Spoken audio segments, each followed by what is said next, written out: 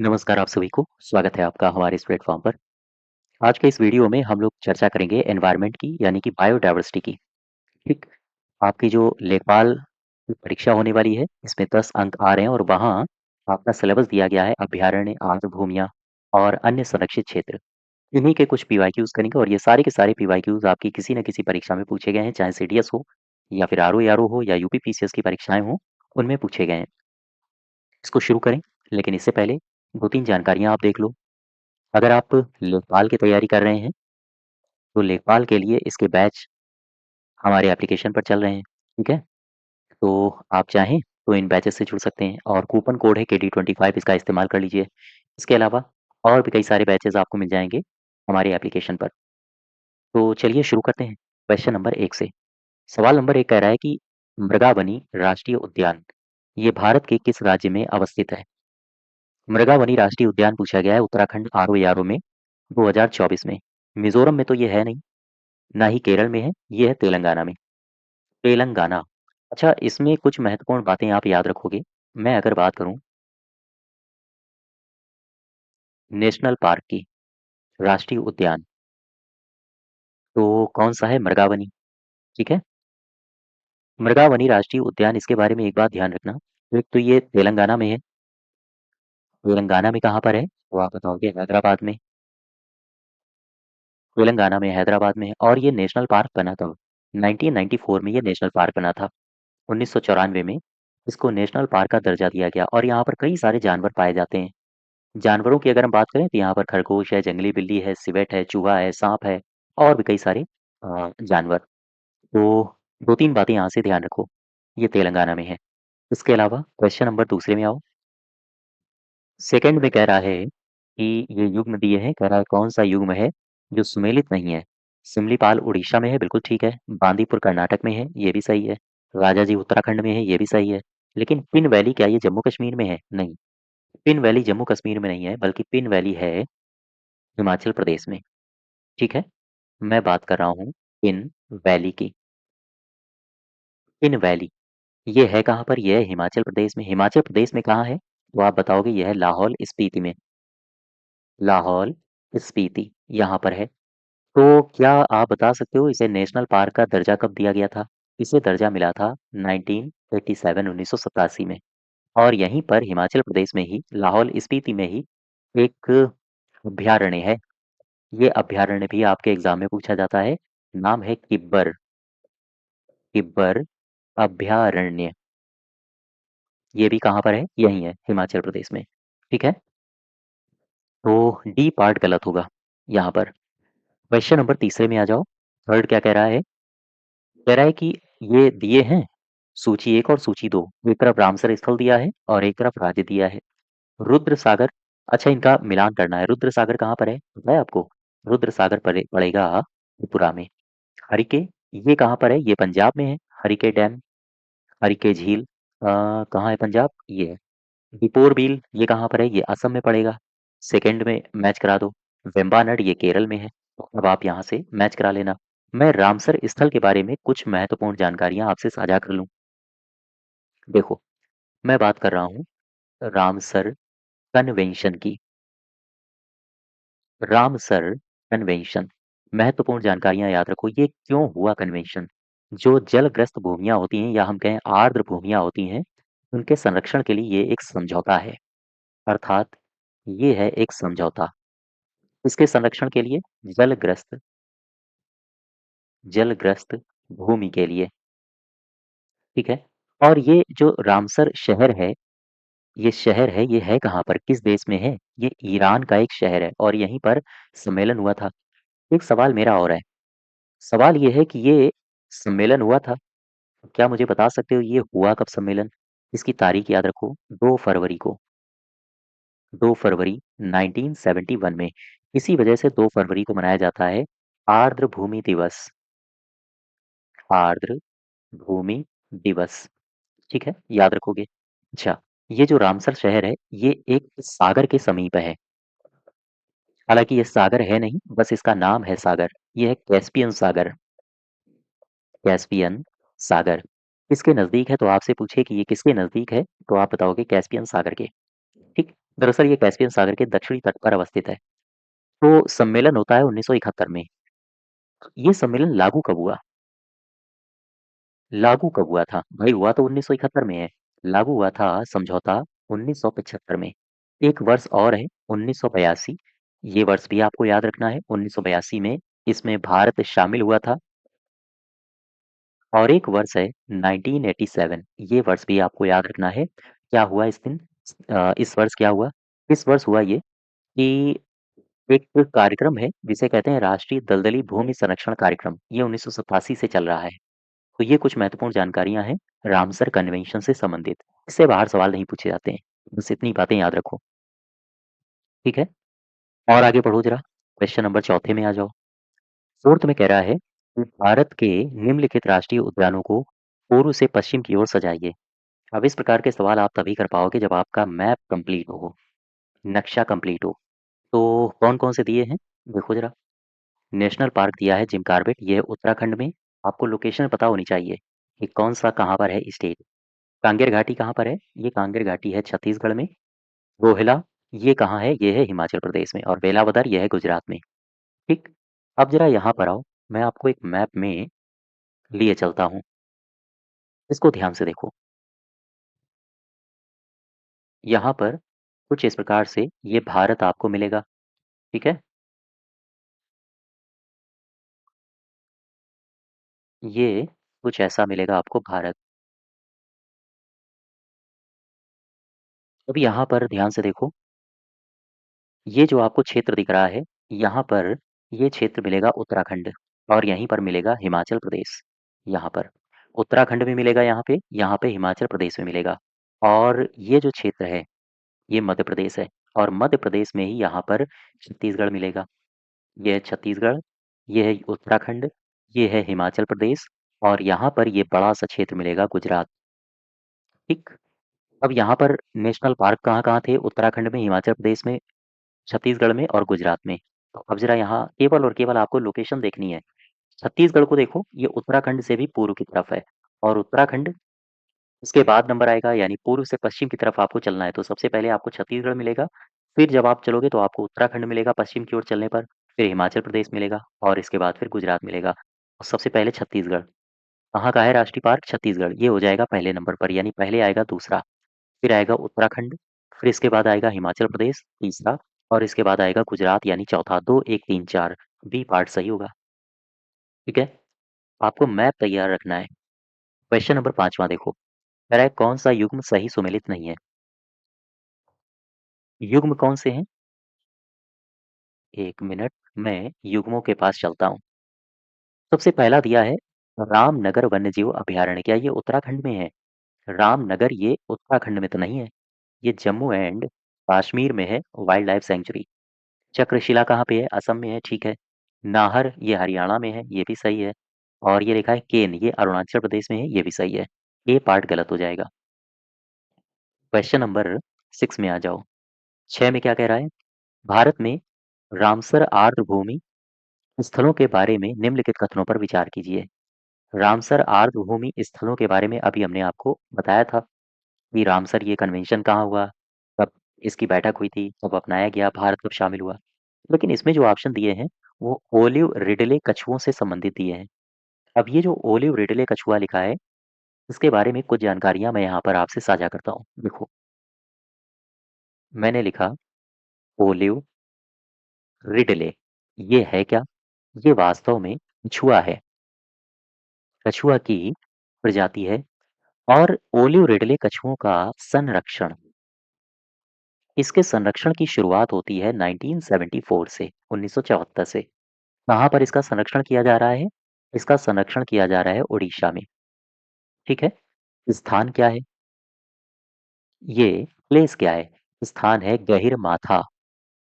गौर करना। गहिर माथा। गहिर माथा कछुआ प्रजनन स्थल। प्रजनन स्थल। ये आप बात समझ पा रहे हो? गहिर माथा कछुआ प्रजनन स्थल ये है स्थान। मेरा सवाल ये है कि यहाँ पर जहाँ इनको संरक्षित किया जाता है, कौन-कौन सी नदियों का मुहाना है? जहाँ पर ये अपने अंडे देते हैं। तो याद रखो, एक तो है रूसी कुल्या, रूसी कुल्या नदी के मुहाने पर, फिर ब्राह्मणी, ब्राह्मणी नदी के मुहाने पर इसके अलावा वैतरणी, वैतरणी नदी के मुहाने पर ये अंडे देते हैं। तो इनके संरक्षण के लिए फ्लैगशिप प्रोग्राम चलाया जा रहा है। प्रोग्राम, इसको क्या कहते हैं? इसको कहते हैं operation, operation Olivia, operation Olivia. ये मैं बात कर रहा हूँ 2014 से। ये हर साल ऑपरेशन ओलिविया चलाया जाता है भारतीय भारतीय तटरक्षक तटरक्षक बल के द्वारा। और कारण क्या है? कारण यही है कि इन कछुओं का संरक्षण करना, बस। तो ये महत्वपूर्ण बातें याद रखो। अब यहाँ पर आओ, पहला ऑप्शन पढ़ो जरा। कह रहा है गहीर माथा ओलिव रिडेले कछुओं का आवास है। हाँ ठीक है। चिल्का झील इसकी प्रमुख प्रजाति, इरावती डॉल्फिन का आवास है। हाँ ये भी सही है। नल सरोवर, नल सरोवर आर्द्रभूमि जंगली गधे का आवास है। ये भी ठीक है। सो मोरेरी आर्द्रभूमि काली गर्दन वाले सारस का आवास है। ये भी ठीक है। एक, दो, तीन और चार।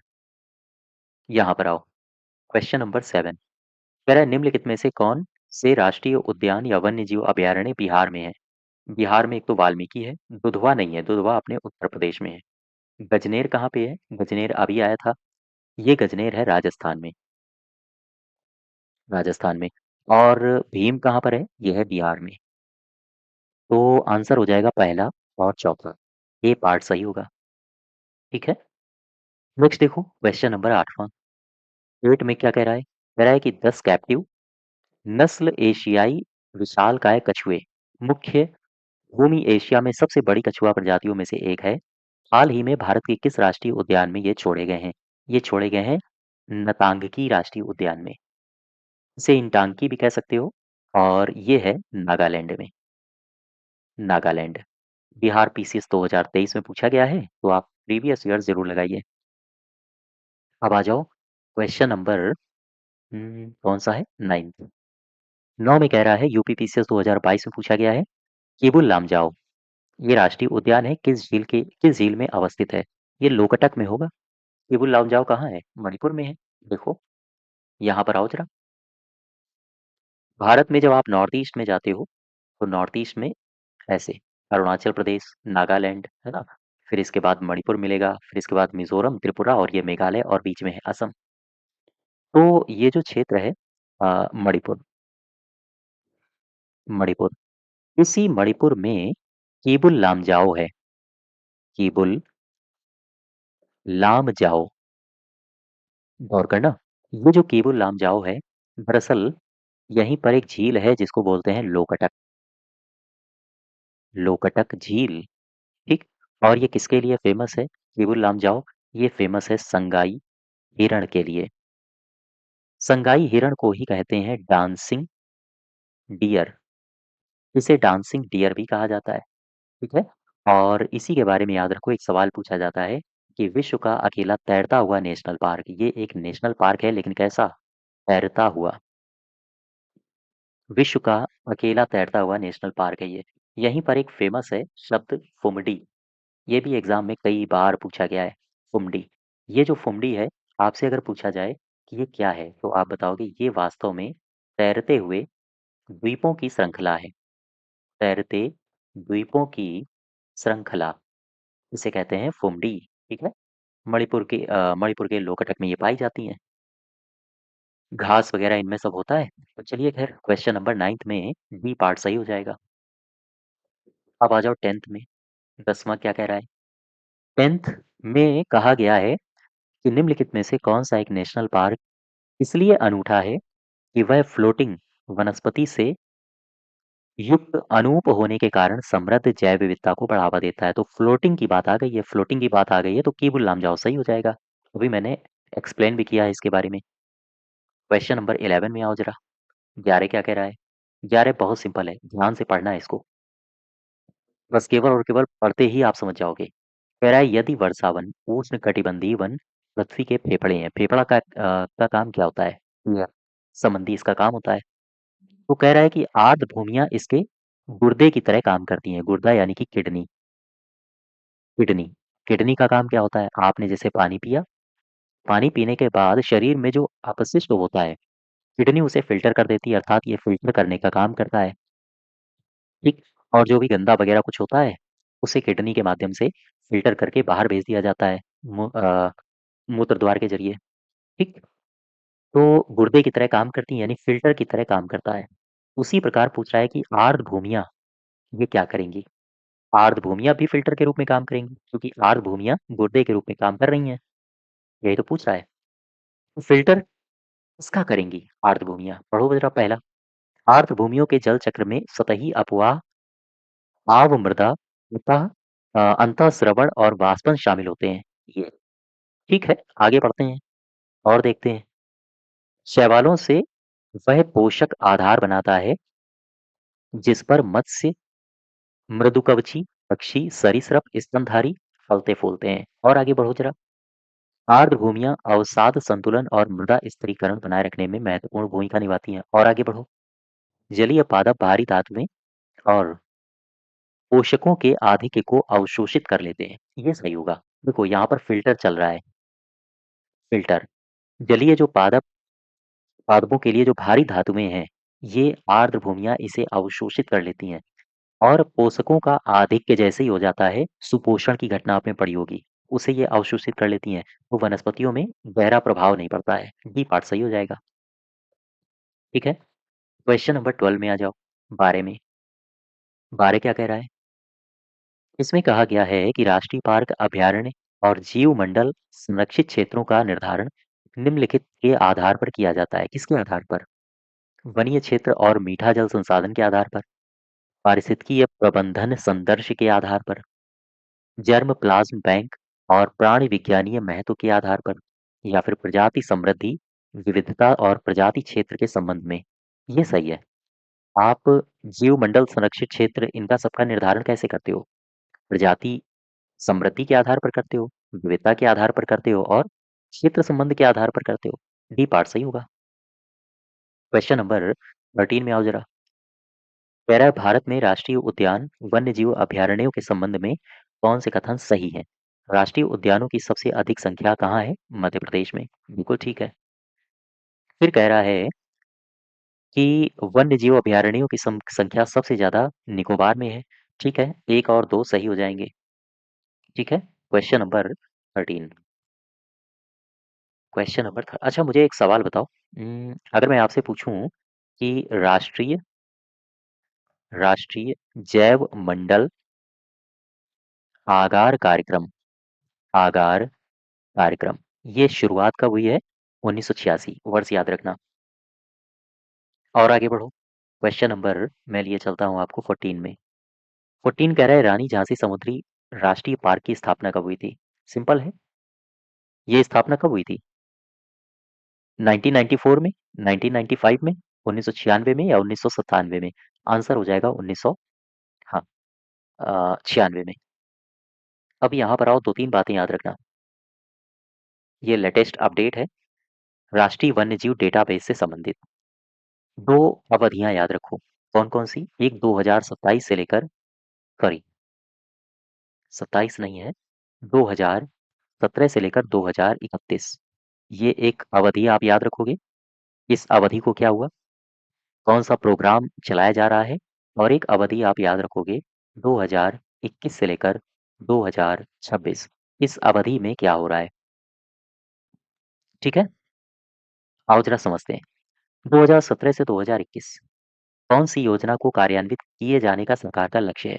योजना है राष्ट्रीय वन्य जीव कार्य योजना, याद रखो, राष्ट्रीय वन्य जीव कार्य योजना।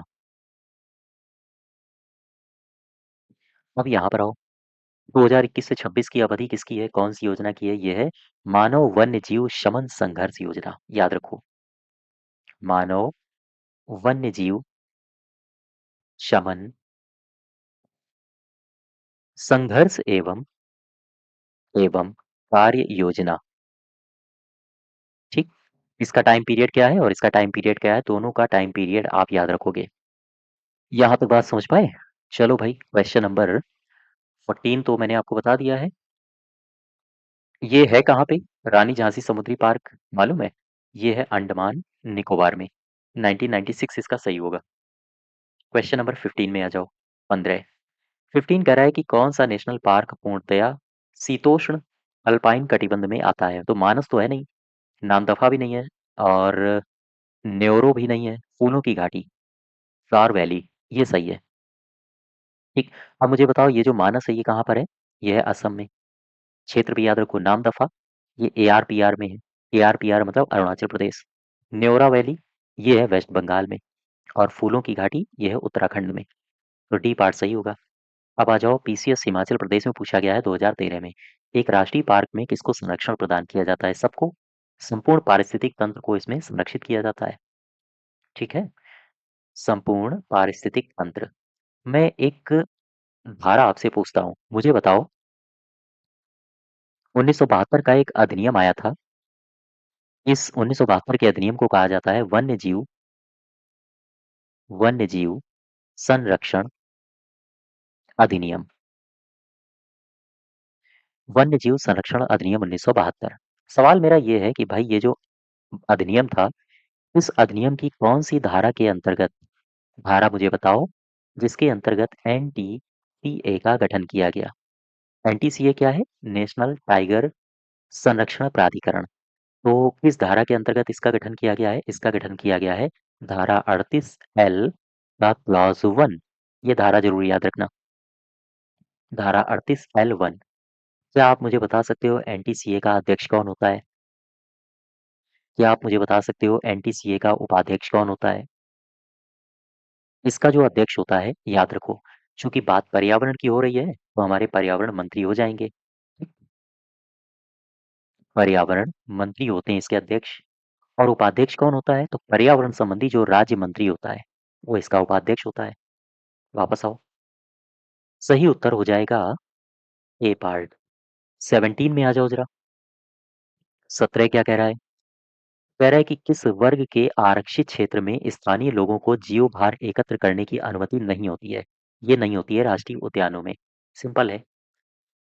अब आ जाओ 18 में। कह रहा है निम्नलिखित नेशनल पार्कों में से किस एक की जलवायु उष्ण कटिबंध से उपोष्ण, शीतोष्ण और आर्कटिक तक परिवर्तित होती है? कंचनजंगा तो है नहीं, नंदा देवी भी नहीं है, न्योरा भी नहीं है, नामदफा सही होगा। ठीक है, नामदफा। इसके बारे में हम आपको दो तीन जानकारियां भी दे चुके हैं। यह है कहाँ पे? ARPR में, अरुणाचल प्रदेश। किस जिले में है पता है आपको? ये है चांगलांग, चांगलांग जिला। और ये किस नदी, कौन सी नदी यहाँ से प्रवाहित होती है? नदी का नाम है नाम दफा। दरअसल ये जो नेशनल पार्क है, ये नाम दफा नदी पर ही अवस्थित है, या इसी नदी के नाम से इसका विकास किया गया है। 19 में आ जाओ। MPPCS में पूछा गया है। मिजोरम में एक राष्ट्रीय उद्यान है जिसका नाम है सवांग पुई। इसको और किस नाम से जाना जाता है? इसे कहते हैं नीला पर्वत। याद रखो, नीला पर्वत। यहाँ पर आओ, नीला पर्वत की थोड़ी सी बात कर लें, या इस क्षेत्र की बात कर लें। देखो, मैं बात कर रहा हूँ मिजोरम की। ठीक है। क्या है मिजोरम में? यहाँ पर है फवांग पुई, फवांग पुई। अच्छा, ये जो मिजोरम है, मिजोरम में दरअसल यहाँ पर 21 प्रमुख पर्वत श्रृंखलाएं हैं। पर्वत श्रृंखला और चोटियां हैं। तो आपसे पूछे कि 21 प्रमुख पर्वत श्रृंखलाओं की भूमि किसे कहा जाता है? यही है। ठीक है। और ये जो फवांग पुई है ना, दरअसल यहाँ पर कुछ घास के मैदान भी पाए जाते हैं। वो आपसे सवाल ये पूछ सकता है कि या ये जो इस क्षेत्र में घास के मैदान पाए जाते हैं, इन्हें क्या कहा जाता है? इन्हें कहा जाता है फरपाक, हरपाक। इस फरपाक का अर्थ होता है केवल देवदार, केवल देवदार। वापस आओ, नीला पर्वत सही होगा। अब मैं आपको लिए चलता हूँ क्वेश्चन नंबर 20 में। कह रहा है राष्ट्रीय उद्यान है और उनसे निकलने वाली नदी है। कार्बेट से निकलती है। एक मिनट, कार्बेट से गंगा थोड़ी निकलती है, ये तो गलत हो जाएगा।